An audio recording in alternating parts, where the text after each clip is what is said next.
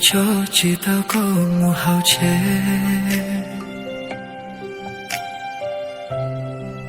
vì cùng mua bó niềm mến nhòa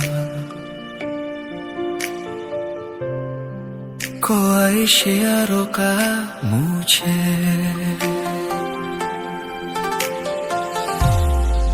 tuổi tu kun cho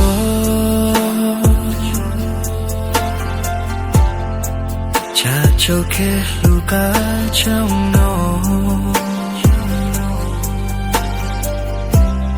người wa trao một sao lúa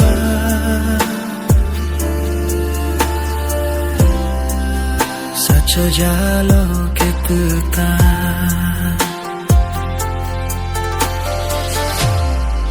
lư tia cho mà cho có lo lư cái lư tia cho mà cho có lo hụp ly lư tia cho mà cho có lo akuli mà ru có bao nhớ trao lư tia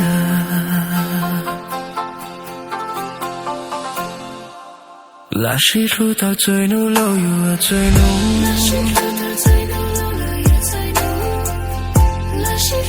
là shi ru tao chơi mong lâu yêu chơi mong dù nu nó chẳng mua con rau con nhỏ lên tới sự sự trong sẽ trao tiền nó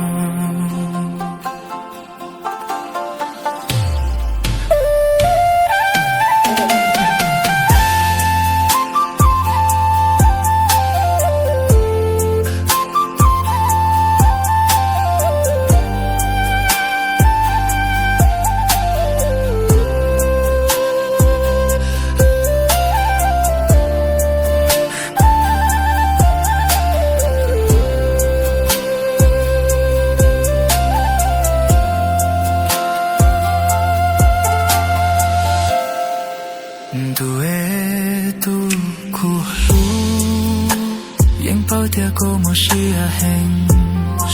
cô ni ta cô ăn cao lao ta lư tia cho mà thế cô ta trao cô người tu con cho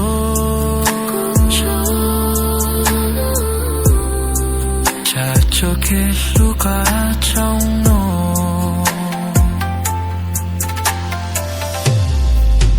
người yêu trao một xíu